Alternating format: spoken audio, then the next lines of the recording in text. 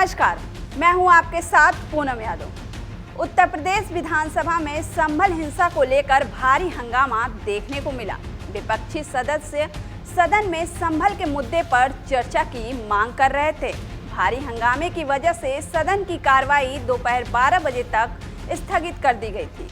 आपको बता दें कि विपक्षी सदस्यों ने सरकार पर हिंसा की घटनाओं को लेकर निशाना साधा और चर्चा की मांग की थी। संभल के विधायक इकबाल महमूद ने विधानसभा में संभल हिंसा का मुद्दा उठाते हुए कहा कि बीते 24 नवंबर को जामा मस्जिद का सर्वे शांतिपूर्ण हो गया था। इसके बाद भीड़ आई और जामा मस्जिद के सामने जय श्री राम के नारे लगाने लगी। इसकी वजह से शांति व्यवस्था प्रभावित हुई है। प्रदेश के अंदर शांति बनाए रखें। सपा विधायक ने आरोप लगाया कि पुलिस ने फायरिंग की, जिसमें 5 लोगों की मौत हो गई। संभल के सांसद के खिलाफ एफआईआर दर्ज की गई, जबकि वो संभल में मौजूद नहीं थे। 1976 में संभल की जामा मस्जिद में मौलाना को जिंदा जला दिया गया था। बीजेपी राजनीतिक फायदा उठाने के लिए संभल का मुद्दा बना रही है। वहीं सपा विधायक ने आगे कहा कि संभल का मंदिर उसी हालत में है जिस हालत में वो था। उसकी एक ईंट तक नहीं छुई गई है। उसकी एक भी मूर्ति खंडित नहीं हुई है। वहाँ के लोगों ने कहा कि वो अपनी मर्जी से इलाके छोड़ के गए थे। उनके मन में डर था, इसकी वजह से वो वहाँ से गए। मुख्यमंत्री जी, आप भ्रमित ना हो, संभल का मंदिर वैसा ही है।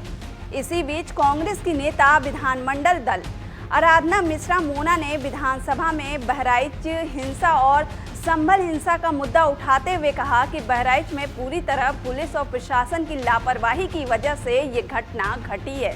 बहराइच की घटना की न्यायिक जांच की जानी चाहिए। संभल की घटना को लेकर सीएम को सही जानकारी नहीं दी जा रही है।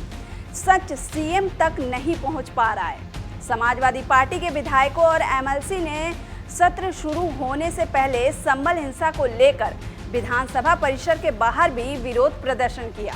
संभल के मुद्दे को लेकर योगी सरकार के मंत्री सुरेश कुमार खन्ना ने कहा कि विपक्ष के पास नारेबाजी के अलावा कुछ नहीं है, ना कोई रचनात्मक विचार, ना कोई रचनात्मक कार्य, बस हंगामा और शोर मचाना इनका काम बन गया है। इसके अलावा इनके पास कुछ कहने के लिए नहीं है। सरकार पूरी तरह से तैयार है और हम पूरी जिम्मेदारी के साथ सदन में जवाब देंगे। सदन में विपक्षी सदस्य हंगामा करते हुए अध्यक्ष के आसन के सामने आ गए। विधानसभा अध्यक्ष ने विपक्षी सदस्यों से शालीनता एवं सदस्य मर्यादा के तहत रखकर प्रेम पूर्ण वातावरण में सदन में बहस करने को आग्रह किया। आपको आगे बता दें कि सदन की कार्रवाई शुरू होने के बाद विपक्ष के नेता माता प्रसाद पांडे ने विधानसभा अध्यक्ष से आग्रह किया कि मैंने 311 के तहत एक सूचना दी थी, जो कि संभल और बहराइच के संबंध में था। उन्होंने आगे कहा कि मैं आपसे आग्रह करता हूं कि इसे प्राथमिकता के साथ इस पर चर्चा करवाएं।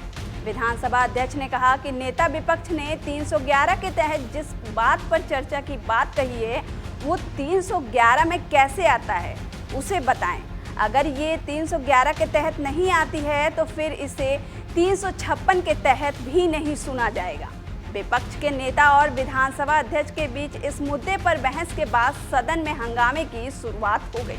सीएम योगी आदित्यनाथ ने शीतकालीन सत्र से पहले कहा कि सदन में स्वस्थ चर्चा से प्रदेश के विकास और जनता की समस्याओं का समाधान होता है।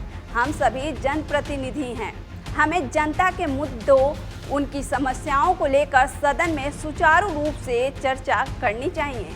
मुख्यमंत्री व विधानसभा ने सदन के कुशल संचालन के लिए सभी दलों का सहयोग मांगा है। सीएम योगी आदित्यनाथ ने कहा कि उत्तर प्रदेश के विकास में योगदान देने के लिए सभी दलों के नेताओं को भी प्रयास करना चाहिए।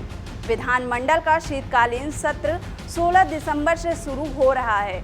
सरकार वित्त वर्ष 2024-25 का दूसरा अनुपूरक बजट पेश करेगी। फिलहाल के लिए इतना ही। और भी खबरों को देखने के लिए देखते रहिए TV24 नेटवर्क।